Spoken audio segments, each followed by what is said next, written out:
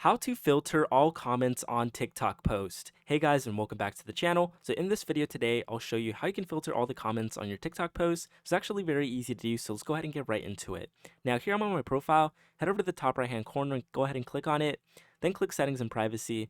Now you can see here I'm currently on the settings and privacy settings. Now you can actually take a look at some of this other stuff, but under account settings, you're going to want to head over to the privacy section here. Now here you can actually see that we do have a lot of stuff. Now, if we head over down to comments under interactions, we can actually see that we do have all of the filter all comments on TikTok post options. So all we have to do is enable it, and that'll go ahead and update the settings, and all changes will be reflected shortly. So basically doing this is going to filter all comments on your video. You could choose which ones are allowed on your video, and basically you could go ahead and filter them all out, just like taking a look at your comments under the post and stuff. So it's very easy, super simple to do. So if you did find this video helpful, please leave a like. Have a nice day, and I will see you guys until next time.